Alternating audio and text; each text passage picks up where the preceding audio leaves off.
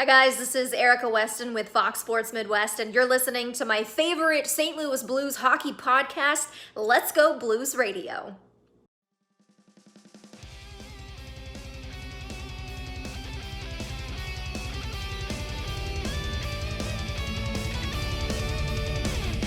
Hi there, everyone. I'm Haley Wickenheiser, and this is Let's Go Blues Radio, Past to the Future.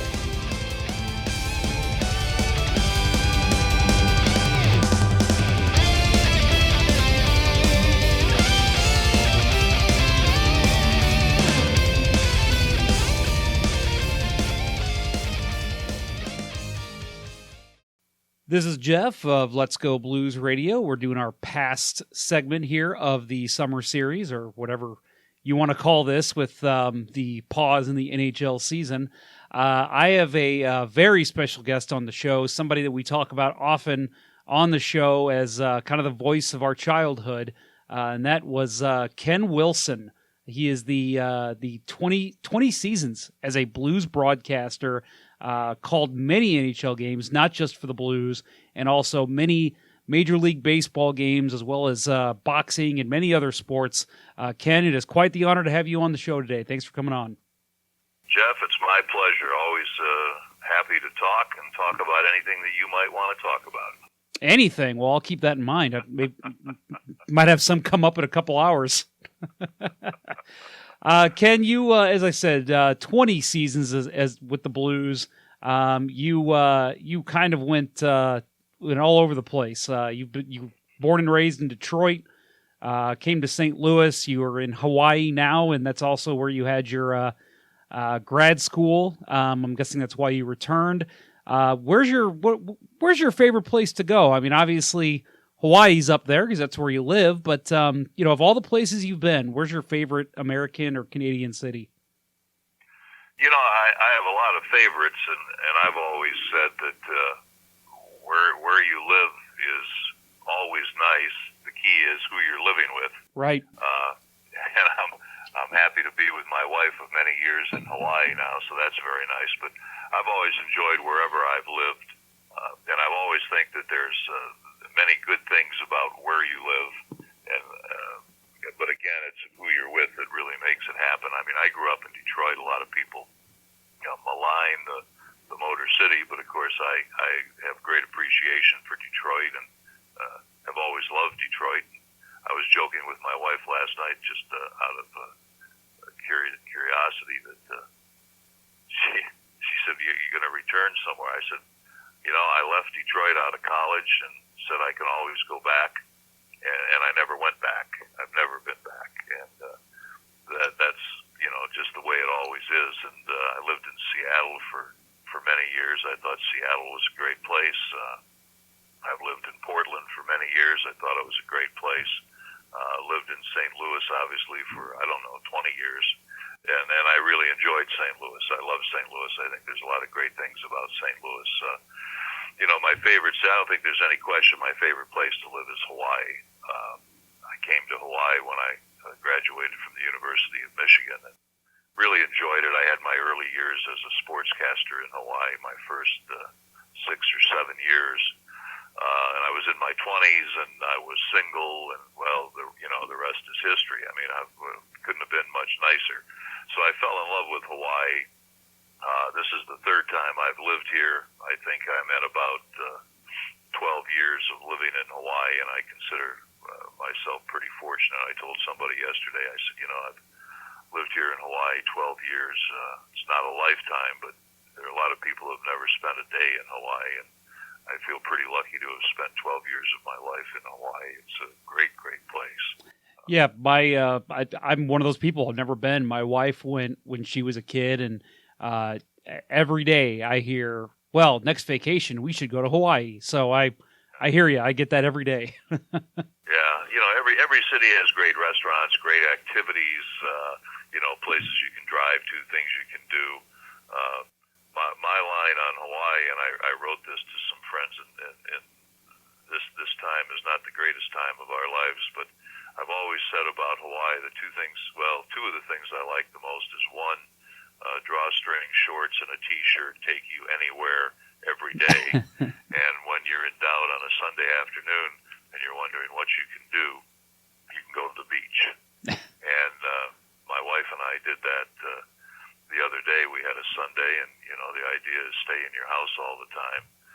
One of the beauties of Hawaii is we've taken all the tourists away, so there aren't many people.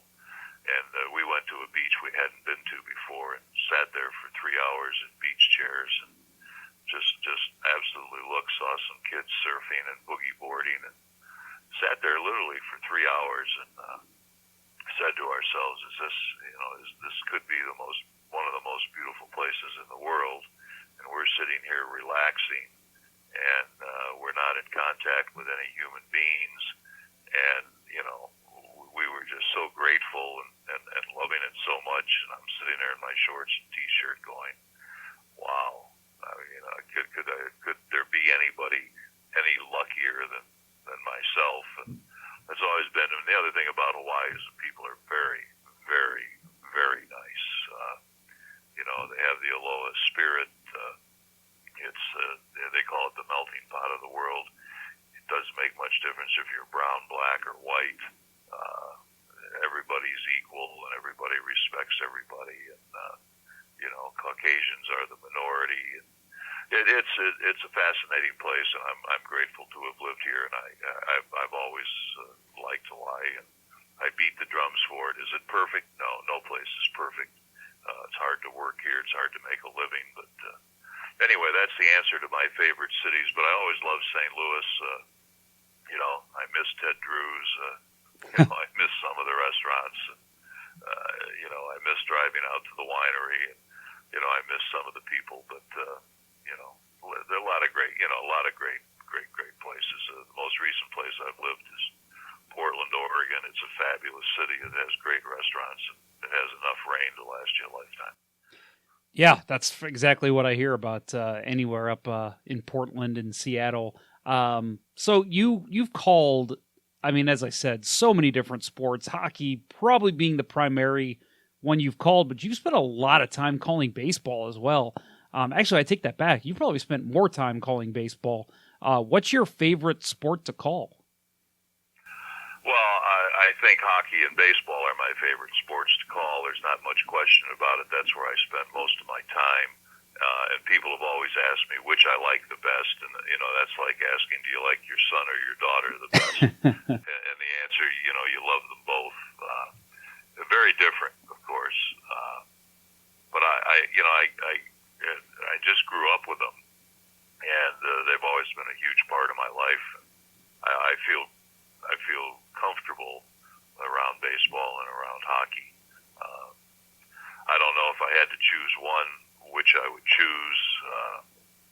There's a lot to be said for baseball with the smell of the grass and being outdoors, that sort of thing. But hockey is a absolutely fabulous sport, and I've loved them both and been blessed to be involved with both. Meet a lot of great people and see a lot of great games and be in a lot of great ballparks and a lot of terrific arenas. And wow, I look back at it any time and just feel so blessed to have had that involvement. And I still follow the games to some degree, not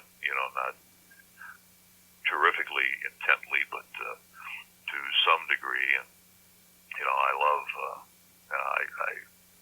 I almost cry here in Hawaii because we've got some, nice little league fields and things, and they're empty, and I hate to see it. And the other day, about a half a mile from my house, I saw a dad and a son with a net and a tee, and the kid had to be 5 or 6 years old, swinging a stick, as I like to say, and learning how to hit. And, it's just baseball is like hockey; they're just fabulous games.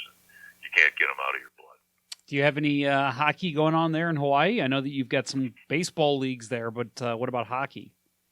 Well, they have a rink here by Pearl Harbor, and it's a typical community rink. Looks just, you walk in it, and you could be in Waterloo, Ontario, or you could be in St. Louis, or you could be anywhere. It looks like a rink. They just don't have enough participants to make things happen. And if you're 8 years old, you're going to play in a league with 12-year-olds.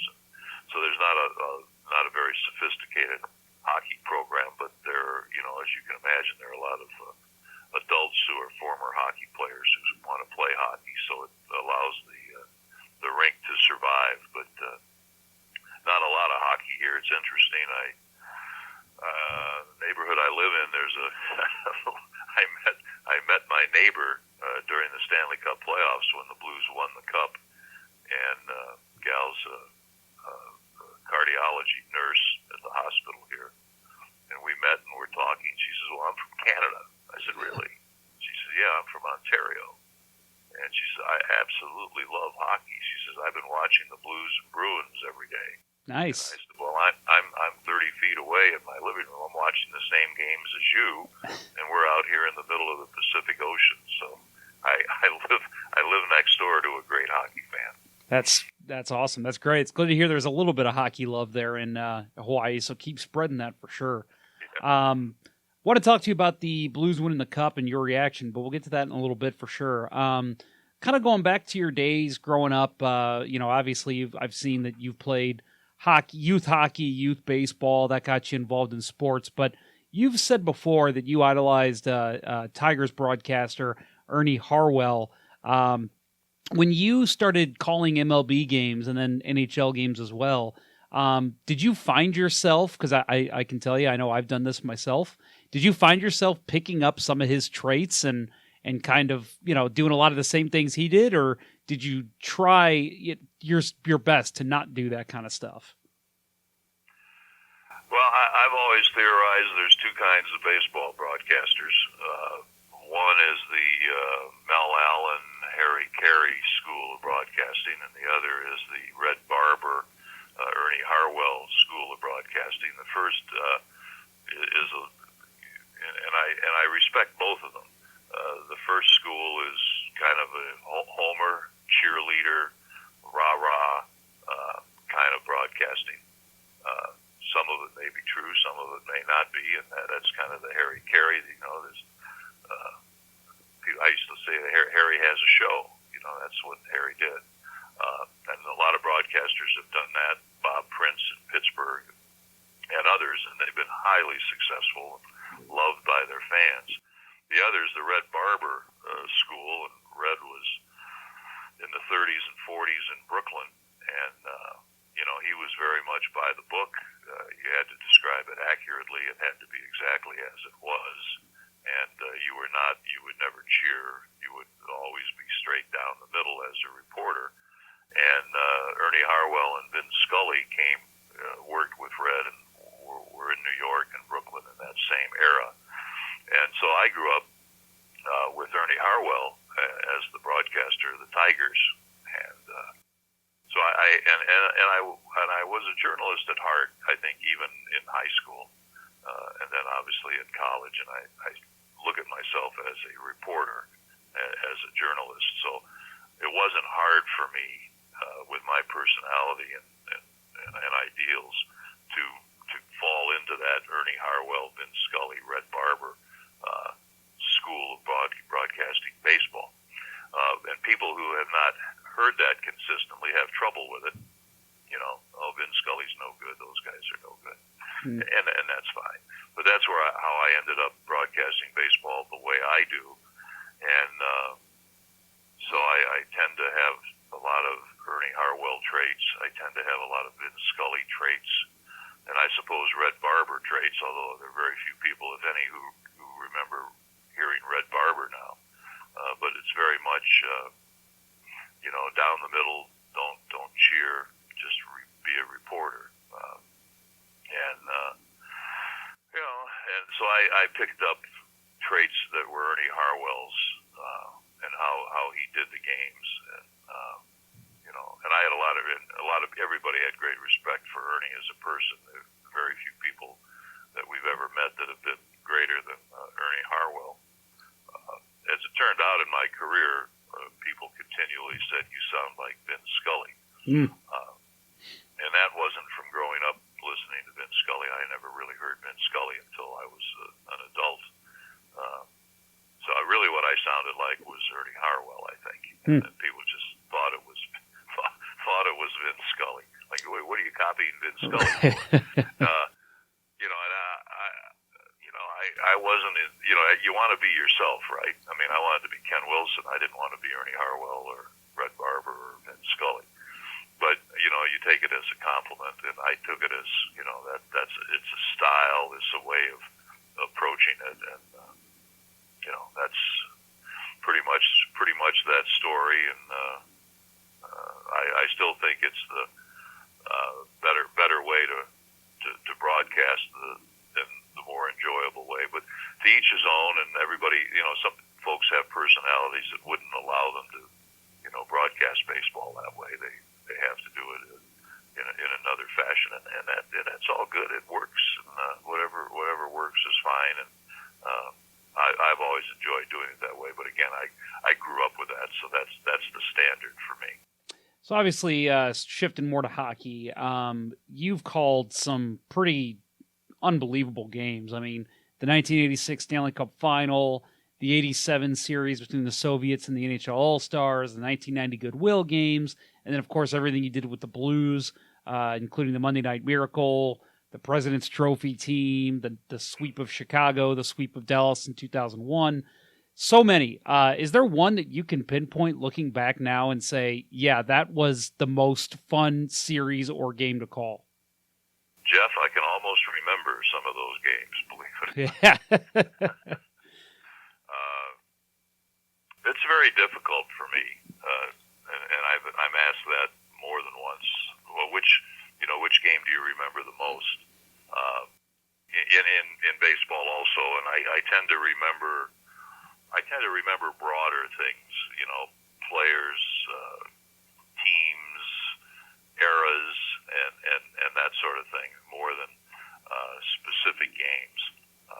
And when I remember specific games, I couldn't tell you what season, for instance, or the date, or that sort of thing. I mean, I remember a play, and in this day and age, you can look back and you can go online and see the highlights and find out all those things. But I remember a playoff game in Dallas that kept the Blues alive. I remember a game at America West Arena in Phoenix in the playoffs that kept the Blues alive. I think it was Havanoff defenseman, left-handed shot, left point, goal to the right, scored a goal that kept the Blues alive. I think maybe the game I remember the most of all the games was the game at Joe Louis Arena when Steve Yzerman scored in double overtime to eliminate the Blues. Oh, that one hurts. The shot from just inside the blue line that went over John Casey's left shoulder. I think it was his left shoulder. Mm-hmm. It was a very good Blues team. We thought we were going to go a long way. And, it isn't easy, even today, to lose a Game 7 in double overtime. So that's probably the game I remember the most. But there are a lot of games. And, I remember the first NHL game I ever broadcast was a preseason game at Milwaukee Arena, and I was the new TV voice of the Chicago Blackhawks. I hadn't seen an NHL game in 20 years. Wow. It was something like that. And the Milwaukee Arena was very dark. I can imagine. And, I was doing the game with Dale Talon, and we had a bad spot. I could hardly see the players. But anyway, I survived that game and went on to do a few more NHL games. But unfortunately, I remember that very first preseason game.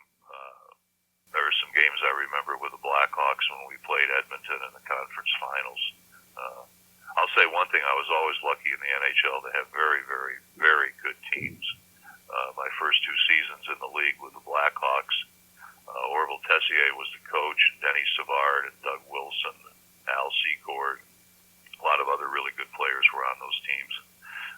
We would go head-to-head with Edmonton and, Messier and Gretzky and Fuhrer and Moog and all those players. And so there were some great games. And, the Blackhawks obviously fell short to the Oilers at that time. That would have been 81 and 82. No, let's see, 82 and 83 playoffs. Mm-hmm. Somewhere around there, the early 80s anyway. Right. And, so those are very memorable games also. I think the games between the Blues and the Blackhawks, there are dozens of those games. Oh yeah. That were memorable. I'm trying to think other games. The St. Patrick's Day Massacre comes to mind. Yeah, there were so many fabulous games that, and the playoff games always mean so much, and the tension is always there, and it's they're fabulous memories. But again, I tend to, it's like I talk about the two seasons with the Blackhawks. I remember, generalities, right? Blackhawks, Oilers, the players, that sort of thing, more than one specific game. And the same with the Blues, I think. Yeah, so do you remember your first game covering the St. Louis Blues? Do you remember anything about it? I would not remember it, although I've read that it was Blues at Calgary to open a season. 1984. It would have been October of '84. Yeah, I would not remember that, other than somebody remembered it, and somebody did a Wikipedia page and put it in there. Yep. So if it wasn't for that, I would have absolutely no memory of it. But that was the case. How I was there, I have no memory. I remember in the early days, I would typically work with different ex-Blues players. Right. When Dan Kelly was not there. Other times, Dan and I would do games together. But I have no idea I guess the Blues won that game, or so it says. Yes, yeah, they did. No, that's that was something I learned today as well, and I thought, just in case he was never told that, I want to make sure he's aware that it is known when his first game was. So at least you can hang your hat on that. Everybody knows now. That's right. Yes, everyone knows. So I wanted to ask you as well that you covered so many Blues games, so many different Blues teams, but you also had a slew of guys that filled in the booth with you. Obviously, Dan Kelly is a Hall of Famer and just a fantastic human being. And but in terms of other color guys you've worked with, Joe Micheletti, Bernie Federko, Bruce Affleck, when you did Blues games, was there anyone that stands out as someone that you felt like you really had a good connection with on the air? Well, I wouldn't, put one over another, or do something like that, because they all had their assets and all did some great things, and I enjoyed working with all of them. There's not one person I worked with that I didn't respect and didn't enjoy working with. I think that when you talk about analysts, if you will, or colormen or partners, that my attitude always was, and still would be, that one of my main jobs was to make them shine, that to make them as good, help make them, they have to do it themselves, but to put them in a position where they can be really good, where they can be successful, shine. And that was always my goal. And when somebody said to me, so-and-so was really good with you, or you two were terrific on the air together, I thought that was success. Yep. That was success to me. I know a lot of people thought that Joe Micheletti and I were very good together. Obviously, Joe was very good. I thought I was pretty good, and I like to give Joe a platform, to be good and to be successful. I looked at it as a team, and no matter who I worked with, I looked at it as a team, and I wanted the team to be successful. So, that was always my approach.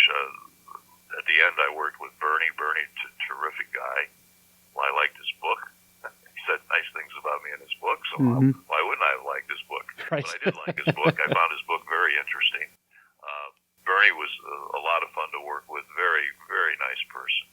And I enjoyed the years and seasons with Bernie.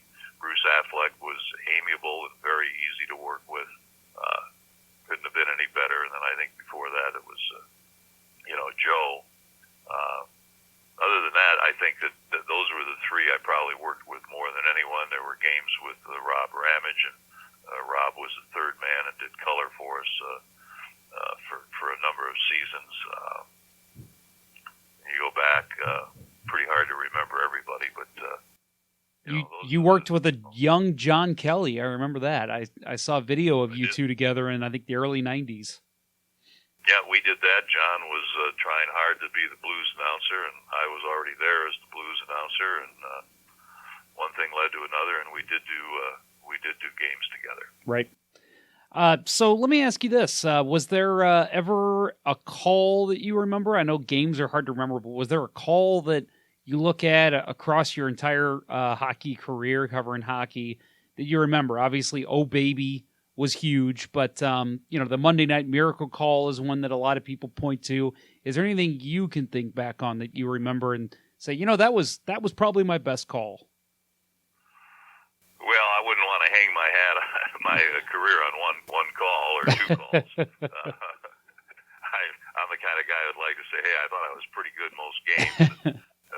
I'm not famous for one call, but I think the call of the Monday, the call is based upon the product, the game. You're not going to have a great call that's remembered by people in a game that no one remembers.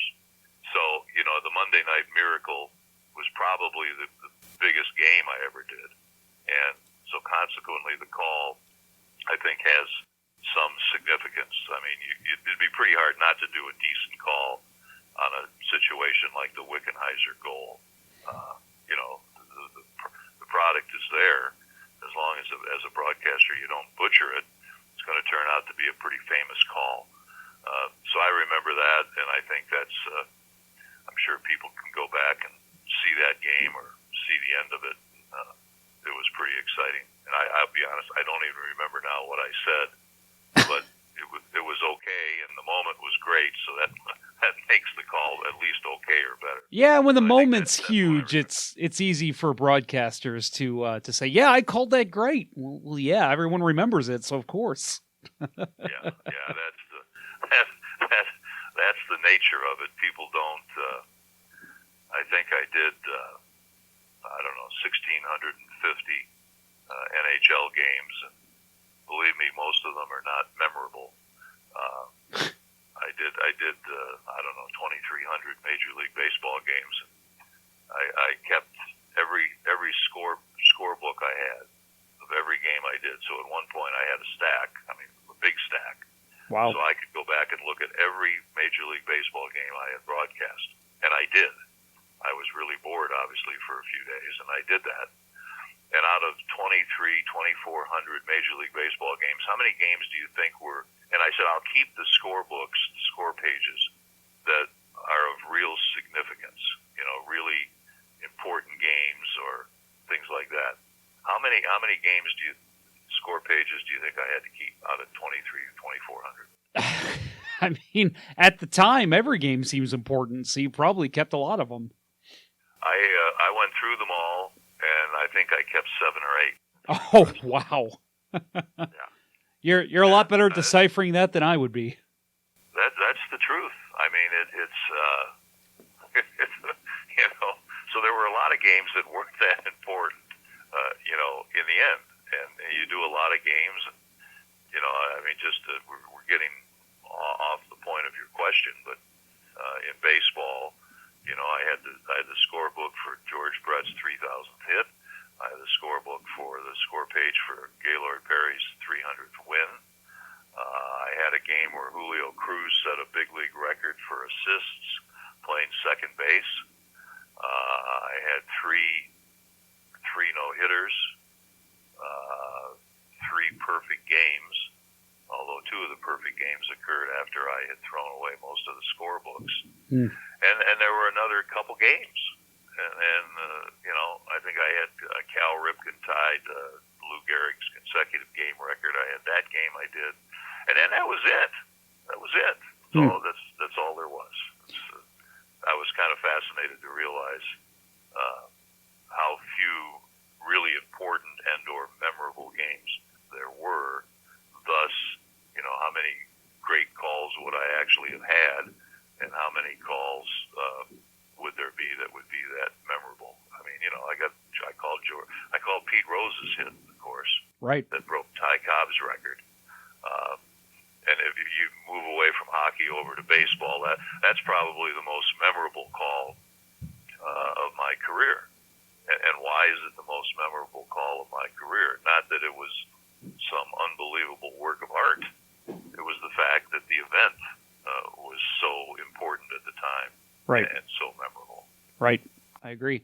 So in terms of just really any sport that you've covered, again, you mentioned a couple of the big name players that you've been able to call games for. Is there a player or maybe a number of players that you just really enjoyed just to watch the game? I mean, you could really say that about any Hall of Famer, but for example, I know back in the day, you always raved about how good of a defenseman Al Macinnis was. And so is there anyone that really stands out in your mind now as you look back that you just kind of feel privileged you were able to call and watch that person play? Are we staying on the ice here? We can go anywhere. The diamond, the boxing ring, whatever you want. I think we're pretty safe if we stay on the ice or the diamond. I'm going all the way back now. Okay, all the way back. I was lucky enough to realize what Major League Baseball was when Al Kaline was in his second season. Okay, and I'm very sentimental, so I probably shouldn't even be talking about these things. But I got to watch Al Kaline's entire career, a lot of the games in person. And he was a five-tool player and a five-tool gentleman, and it was fabulous watching him. I'd go to Briggs Stadium or Tiger Stadium early to watch fielding practice just to watch him throw to third base. And he was the kind of guy, if he came up in the ninth inning, he'd single, and you needed a big hit, he'd single the left center with a line drive. I mean, it was like automatic. Mm-hmm. So I had a lot of respect and a lot of enjoyment watching his career. And I'd say the same thing about watching Gordie Howe. He had been in the NHL for a few years before I became aware of the game, but he was still a fairly young player when I started going to NHL games with the original six. And, I don't have to say much about Gordie. I mean, people, right, unless they're very young, people know about Gordie Howe, and there are a lot of great Gordie Howe stories. And after that, if I try to stick to hockey, you really get a better idea when you have players that are on teams that you see all of their games. Right. It doesn't take much to say, wow, Gretzky did things that other people couldn't do. Oh, yeah. And you watch Gretzky play, and you're going, wow, really? I mean, really? Yeah. He just did it. Really, he did that. And he does that. And that's always been my measure. Somebody says, who's a great player? What's a great player? A great player is a player that does things consistently that other people can't do, right, don't do. That's what a great player is. If you do a lot of things well a lot of the time, you're a really good player. But I'm not sure you're a great player. Mm-hmm. Great players are few and far between for me, which is why I've always been tough on who should be in the Hall of Fame. Hall of Fame is for great players, of a generation practically. Not just a fellow who put up some big numbers or was a real good player. Because there are a lot of really good players, but great players. When it comes to the Blues, and let me go back to October of '84 and just think of the players that I saw every day.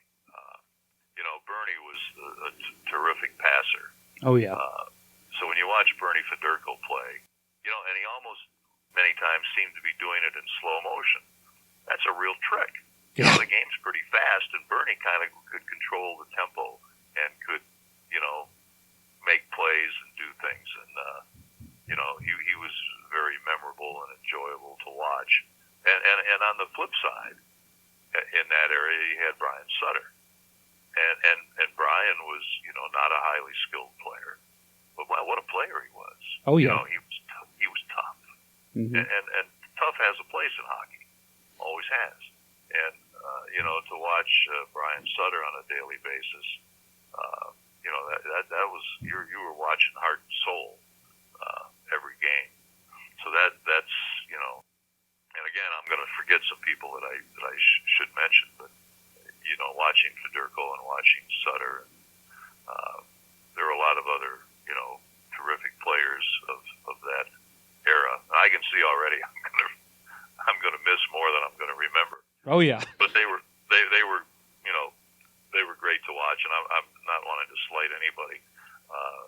But also in that era, we had folks like Doug Gilmore and Adam Oates, and your centerman often controls what's going to happen on the ice, and they were terrific players in their own right.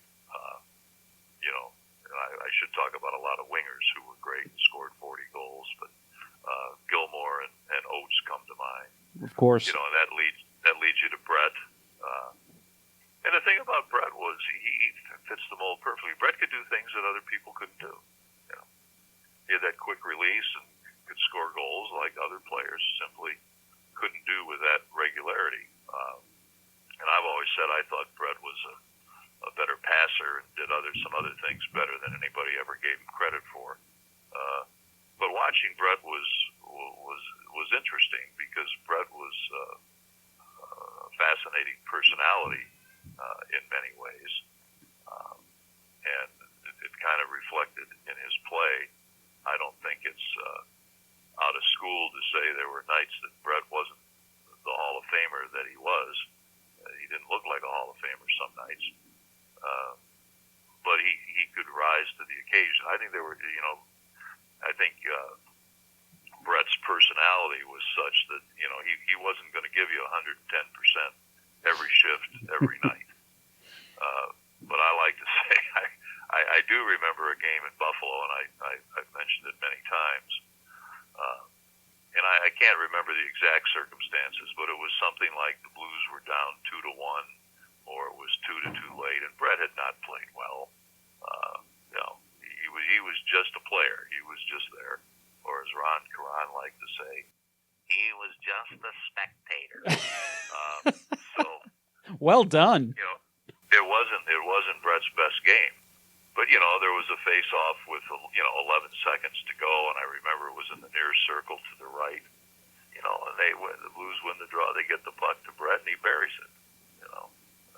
That's the kind of, and the headline was, Hull scores winner with 10 seconds left.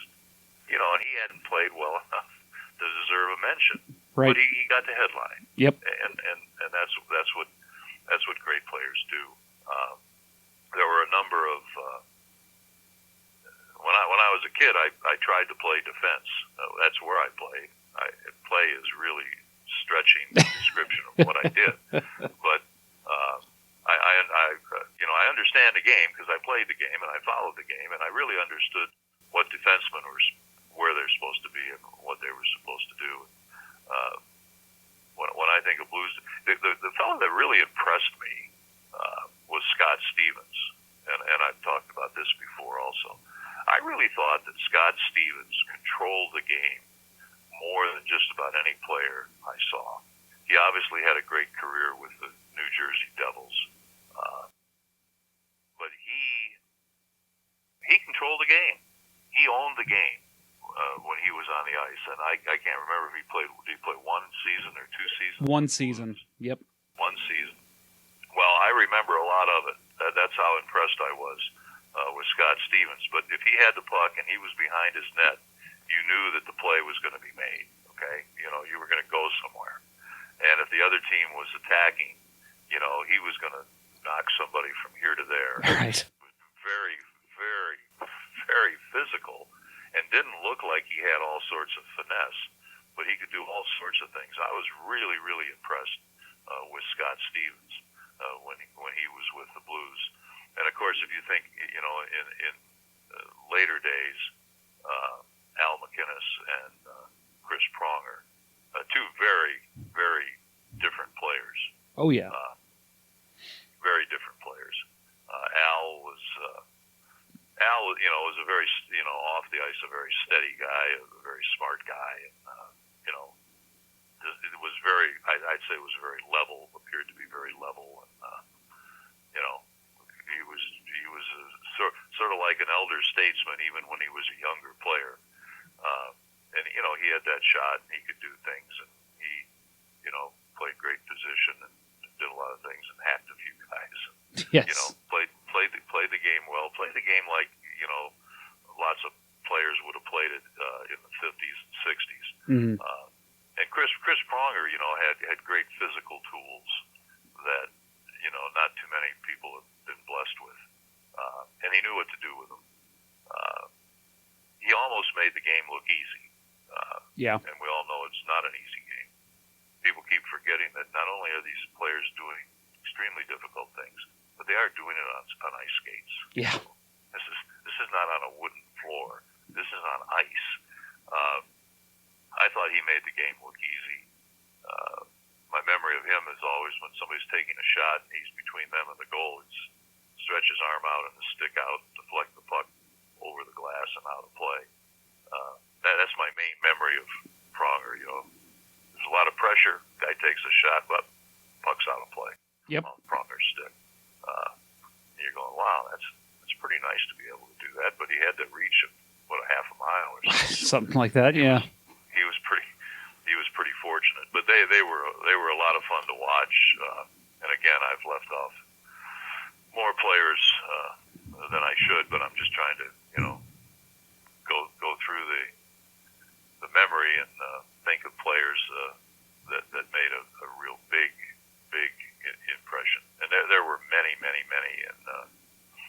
different coaches too. But those are some of the players I remember the most, and why I remember them.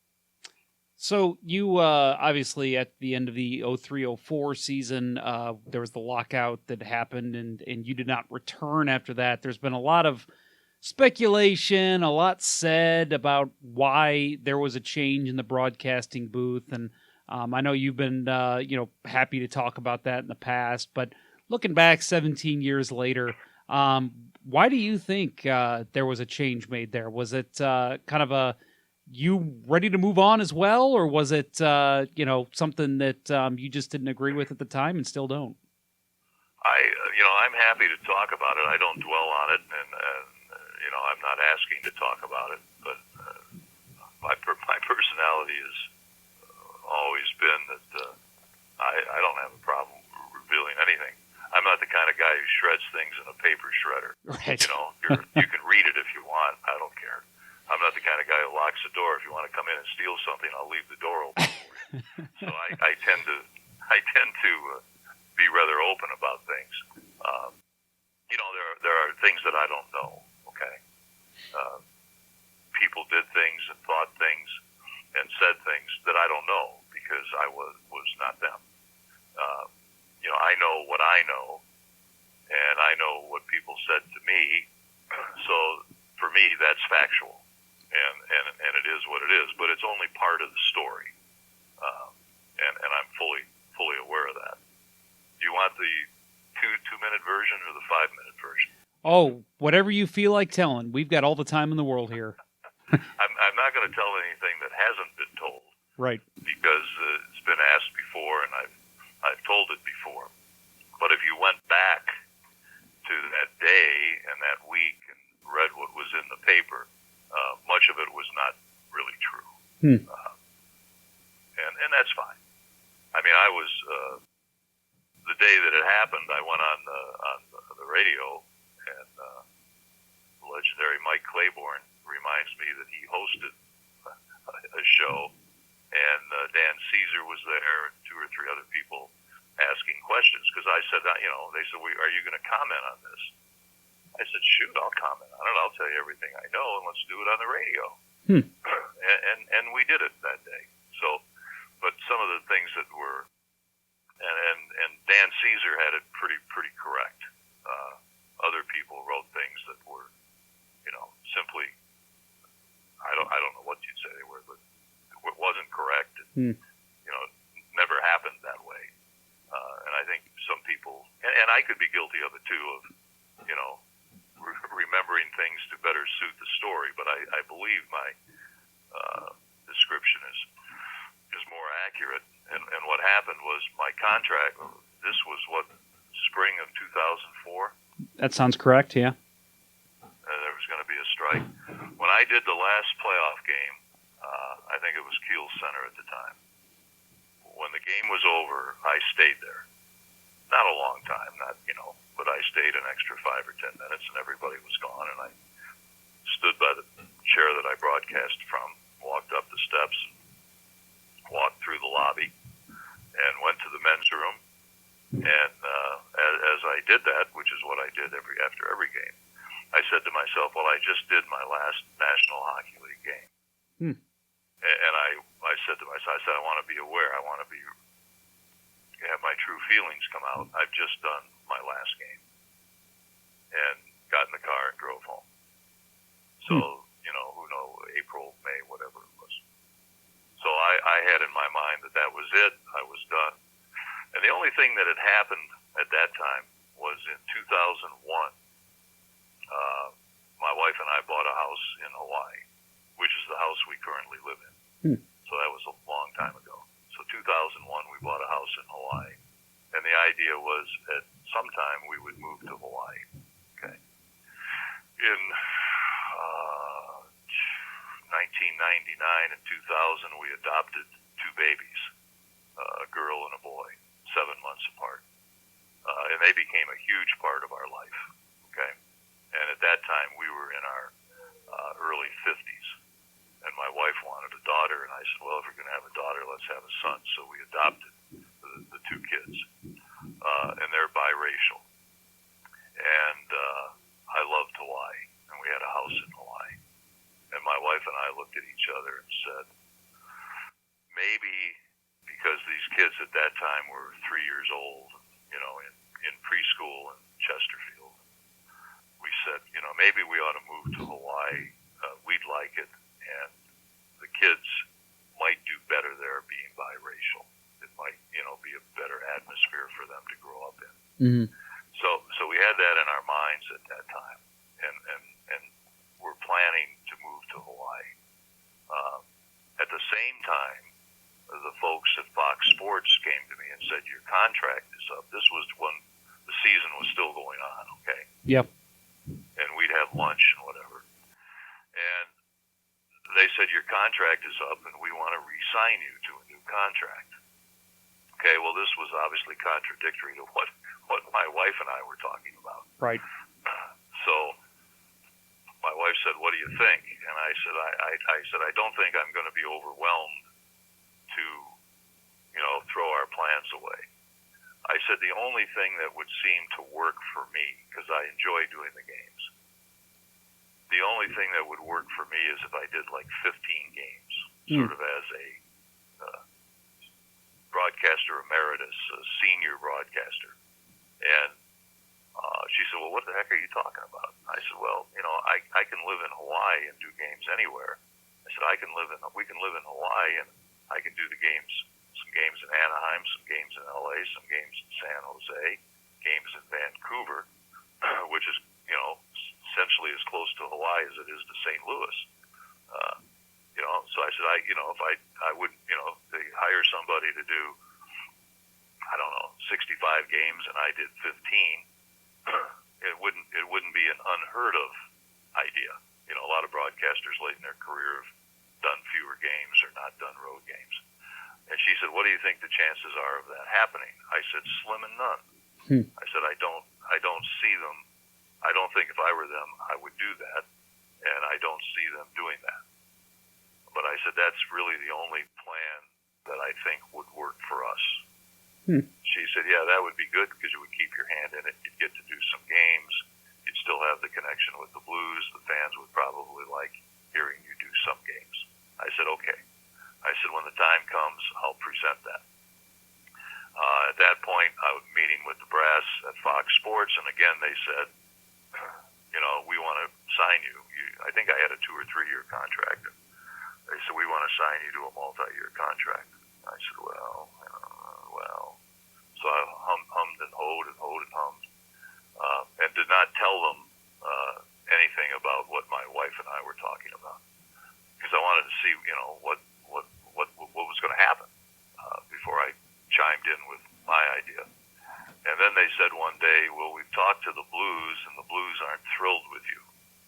I said, what seems to be the problem? Because the Blues have never said anything to me.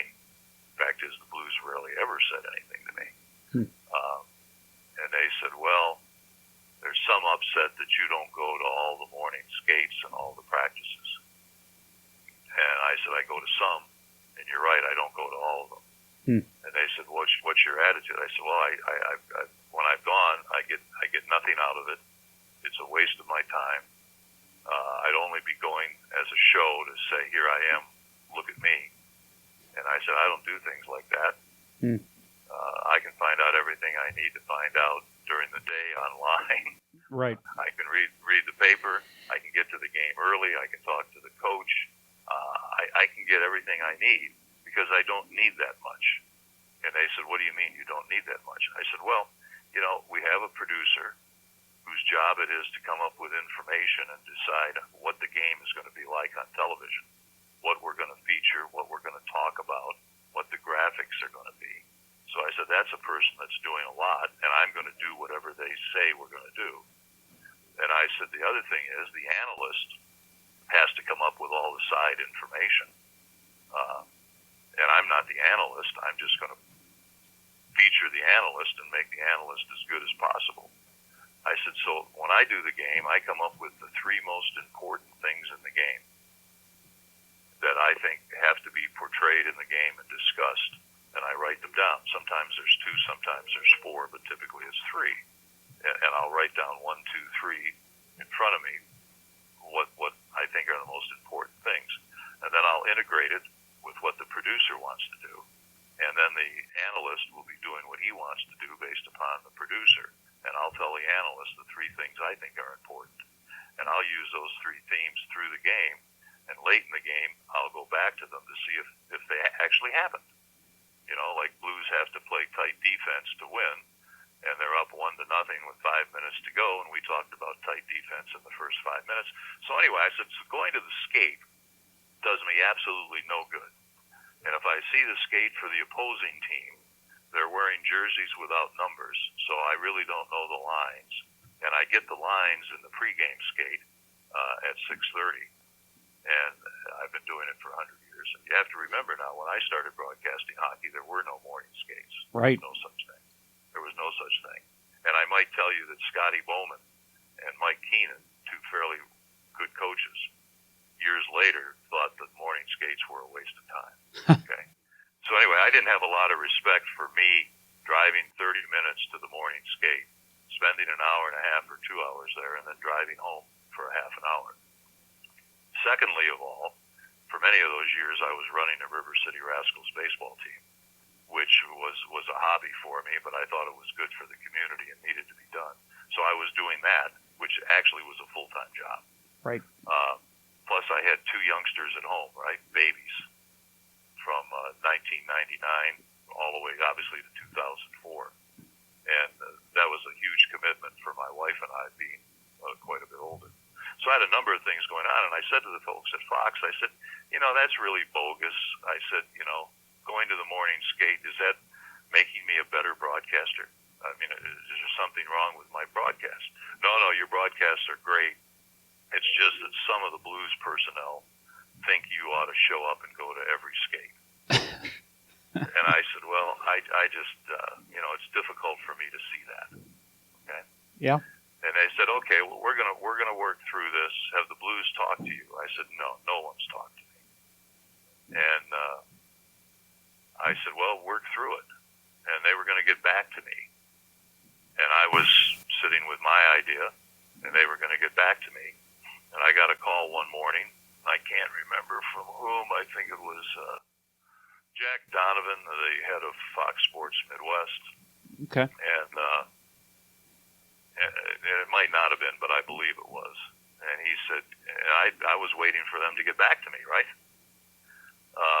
And he said, the Blues are going to announce a new broadcaster this afternoon. I said, oh, really? Wow. Really? I said, really?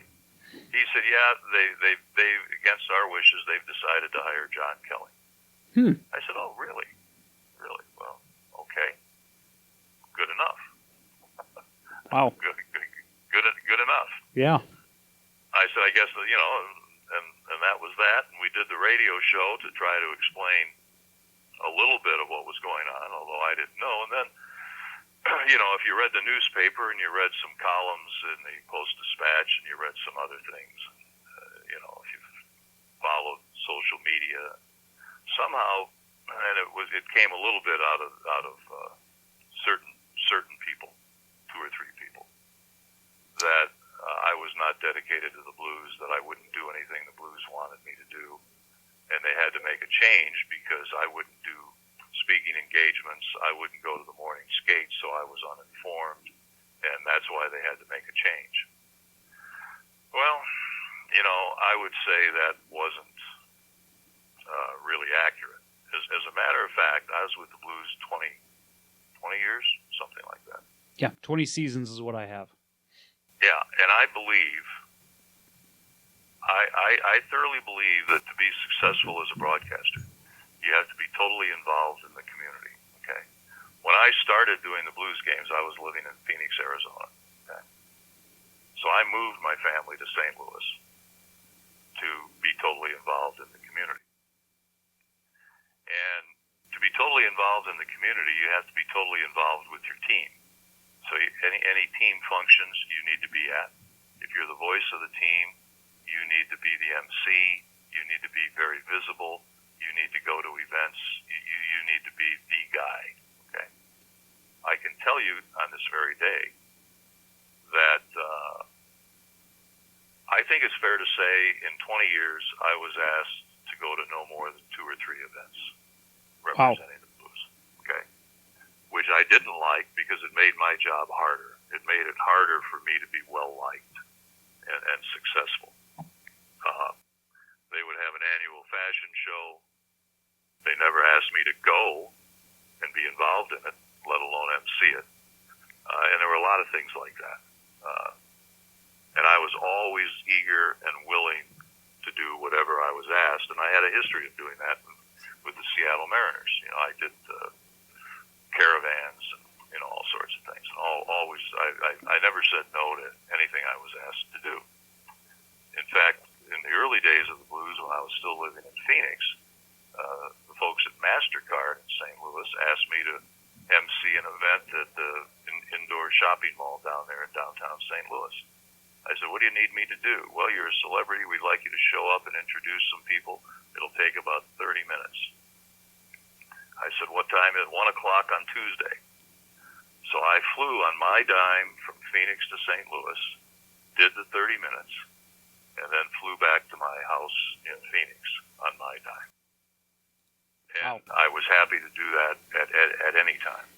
I didn't tell the blues. The blues probably didn't know it to this day. But I was always willing to go.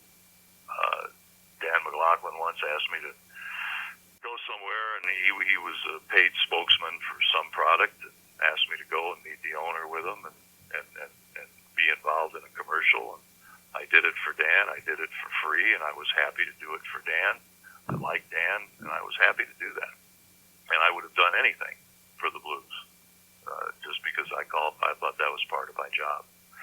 So when it got out, and a lot of people believe it to this day, that I refused to do things for the blues, refused to do speaking engagements, so Chris Kerber had to do them. That's totally false. It just never happened that way.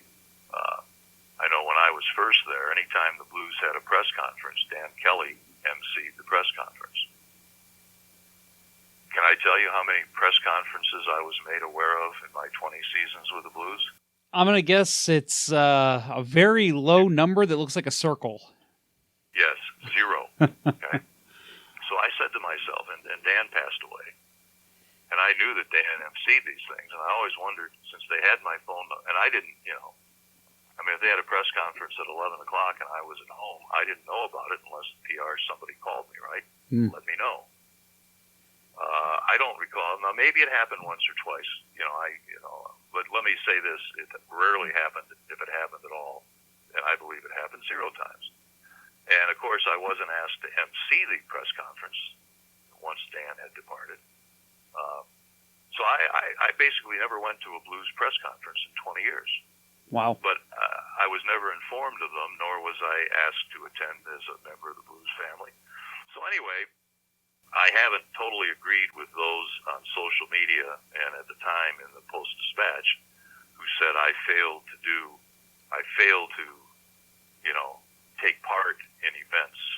It just simply is not true. So then it comes down to not going to the morning skate, I guess. And so I guess that, and their line was they wanted to freshen the telecasts. So Yeah. getting rid of me and replacing me would make the telecast fresher, and that I had lost a step and was not the same broadcaster I once was.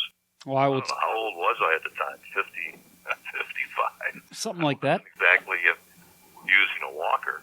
No, not quite yet. So anyway, so Jeff, that's my perception of what happened. But I know that there was always a movement to have John Kelly be the voice of the blues and keep the tradition up with his dad. And I know that was true with some people in town, and I know it was true with the folks that were running the blues at that time, that they would have much preferred him to be doing it rather than me. And, whatever they decided to do, they decided to do. Those people are all gone, and so am I. Yeah, that's, I'll tell you, I mean, that lockout year obviously hurt the blues, and Chris Pronger ends up getting traded. And I'll tell you, part of the reason that blues fans were upset was because we were mad you were gone. I know I've talked to my co-hosts about this. I'm my hockey friends. I've played my whole life, and I remember us sitting in the locker room the day after it was announced, and us just saying, broadcasts are just not going to be the same. Like, John Kelly does a great job, former blues broadcaster, definitely a fan of his, but he's not Ken Wilson. Ken Wilson brings an element to the game that blues fans loved, and it was sad to see you go. So I can speak on behalf of blues fans that you weren't the only one that was sad to see your time end. Well, and Jeff, the reality of it is that this was May, and by July we were living in Hawaii. Yeah, true. So that wasn't something that was not in the mix. Right. We were leaving anyway. Okay. There's no question. I shouldn't say that. If they would have come and tripled the money and given me 5 years, I probably would have gone to my wife and said, maybe we're going to regroup here. Yeah. But I knew that wasn't going to happen. Right. So we were on the tracks and headed to Hawaii with our two really young kids. And that was going to happen, and it happened within 8 weeks of their announcement. My argument would have been there was a better way to handle that. Right. Rather than quote unquote fire me. It's hard to fire you when your contract's up. But right. Anyway, but rather than your contract's not going to be renewed. Okay, I guess you're fired. Yeah. So rather than fire me and then support stories that are simply not true to support getting rid of me wasn't necessary at all. Right. I mean, all they had to do was say to me, "Here's what we want to do. We want to make a change. What do you think?" And you know what I would have said? I'd have said, "Well, my wife and I have a house in Hawaii. We're going to move there. And the only way I'd continue doing blues games is if I did 15 games out on the West Coast, which you probably wouldn't like to happen. If Right. you would, I'd be happy to do them. I think it would be cool. Otherwise, I'm retiring. I'm done." And they could have then said, "Hey, we're going to make a retirement announcement, and you're going to retire." That's all that had to happen. Right. But no one talked to me except Fox, and they wanted to, give me a new contract. Right. And away we went. So I think it's fair to say the Blues could have handled it a little better. Yeah, it's definitely the way it sounds to me. So let me ask you this question. You came back and did the commercial recently for the retro nights here in St. Louis, and unfortunately only got 2 of those 3 nights because of the cancellation of the postponement of the season. But that was something that came up on this show. What they should do to make those nights extra special is see if Ken Wilson would come back to call the game. Is that something you'd be interested in doing if the Blues called and asked you to do that? Well, I've already told you that any time the Blues called and asked me to do anything, I'd be happy to do it. Yeah. And it was true in 1984. It was true in 2004, and it's true today. And, I got a call from the Blues front office. Here's what we're going to do. We're going to have these 3 games, throwback jersey. And we're going to do some spots and play some things at the arena. Would you come back and do this for us? I said, I'd be delighted. I'm very happy to do it for the Blues. And they said, well, can you come up with a studio in Honolulu? I said, yeah. I'll get you a studio. I'll get you studio time. Send the copy, and I'll put it all together for you. And I did that. I got a studio in downtown Honolulu. We did the recordings and scripts. It was easy. Talked to them on the phone. Sent the audio back to St. Louis, and they put the spots together, and they sent me a Blues T-shirt. Nice. And I was very happy. Yeah. And, that was fine. That's cool. Not hard. I don't think I was difficult to deal with. It was really easy. I was happy to do it. And the question is, would I come back to do some games? That would be quite a challenge, to sit down and do an NHL game when you haven't seen either team. It wouldn't be the easiest thing one did. I could do it and probably be decent. Great might be out of reach, but I could come back and do it.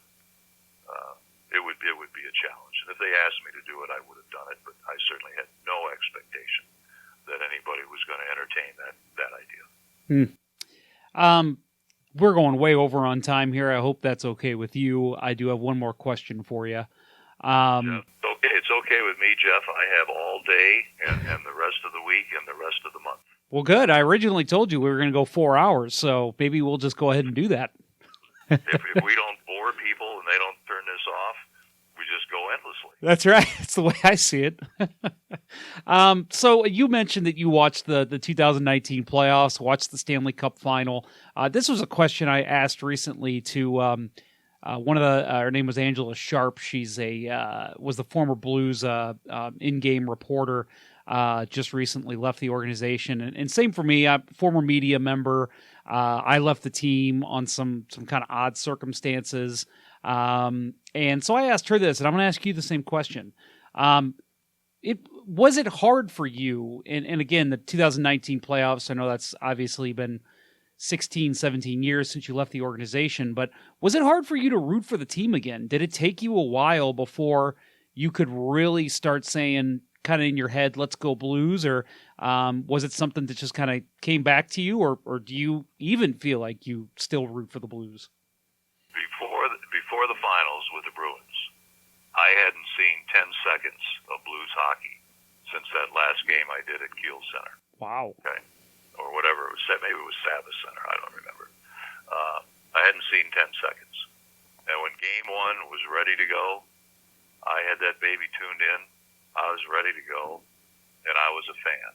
And the whole thing was about fans to me, because I know the fans. I know the St. Louis Blues fans.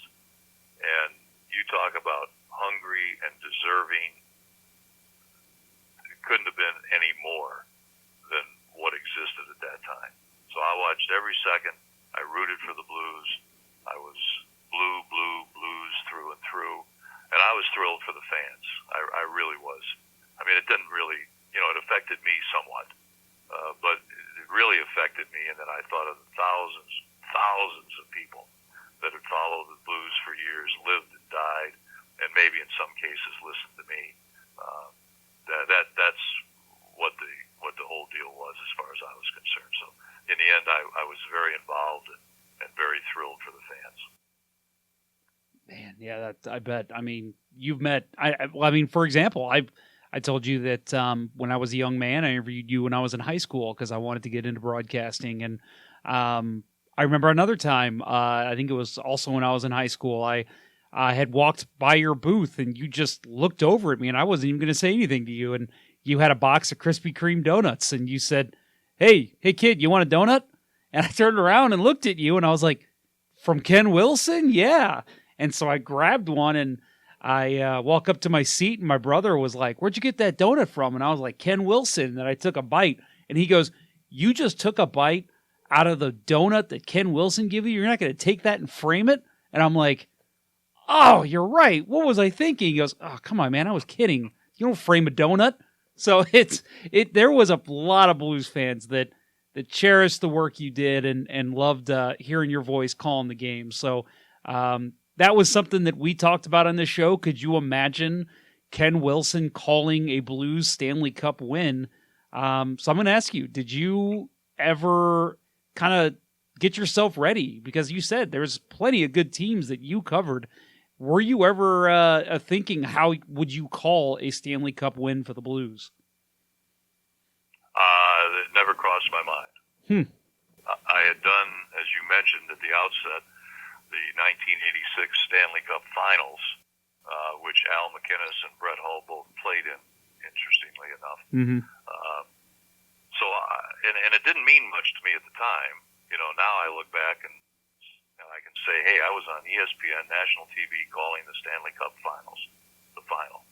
That's okay. Not everybody gets to do that. But I had never anticipated the Blues being in the finals or what I might say.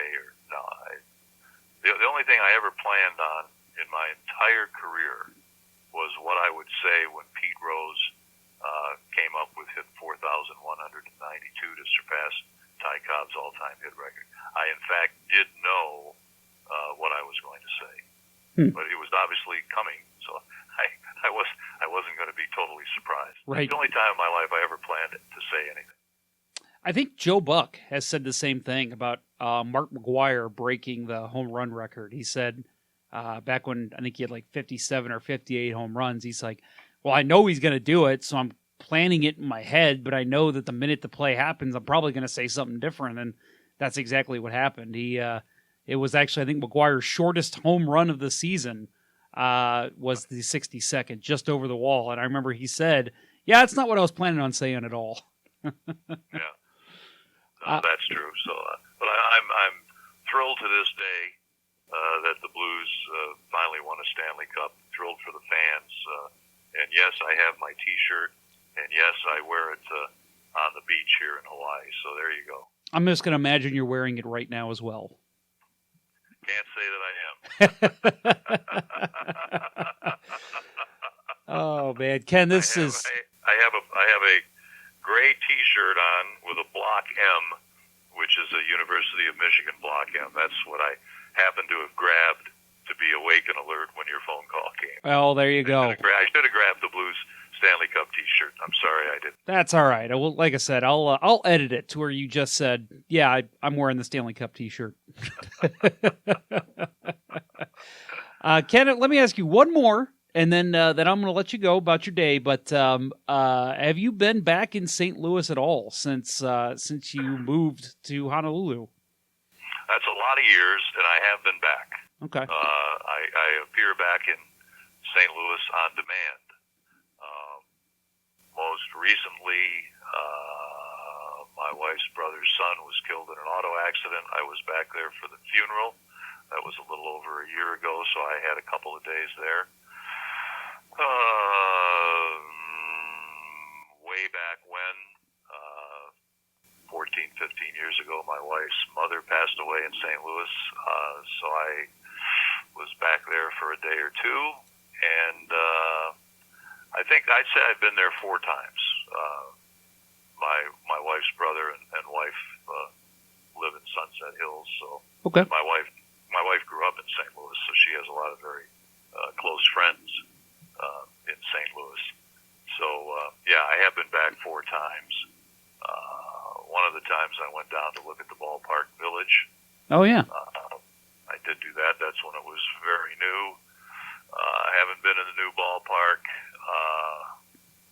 When I go back, I basically make sure I go to Ted Cruz. That's really the key to my visits to St. Louis, and I also go to the original Fortels if possible and get myself a pizza. Of course. So there you go. now you know the rest of the story. Yes, of course. Yeah, fortunately, COVID-19 has caused us to not see Ted Drew's open for about a week now. So hopefully that changes here soon, because that is definitely the St. Louis staple. Ken, this has been an absolute check mark on my career. I wanted to do an interview with you back when I was in the media with KSDK, and just kind of never really came to fruition. So I'm happy I was able to do it on this medium, because then we could have you on a little longer. So I may have to randomly call you during one of our shows and have you join us again, because this was too much fun. Jeff, I'm happy to do it, and for those people that have heard most of those stories before, I apologize for the boredom. But it's like I tell my wife, I only have 4 or 5 stories, and they don't change. These things tend to stay the same. You know, the Doug Wickenheiser goal is still the Doug Wickenheiser goal, and until I die, I'll still have to talk about the Doug Wickenheiser goal. But I had fun. I enjoyed it. You did a great job, Jeff, and my best to all the Blues fans and folks in St. Louis. And times are tough right now, but we'll all get through it, and I feel for everybody, and best of luck to everybody for sure. Yes, same to you and your family, and hope everything's everyone's safe and staying home, and like you said, relaxing on the beach for a little bit. There are definitely worse ways to have a quarantine. So thanks again, Ken. I appreciate it, and I'm sure we'll be talking to you again sometime. Look forward to it, Jeff. Thank you.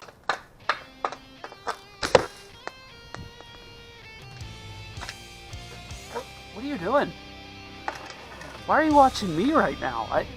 Don't you know you can be podcasting Let's Go Blues Radio right now and check out an interview about somebody who's a prospect in the organization? What are you doing? Why are you watching me? Get out of here. Go!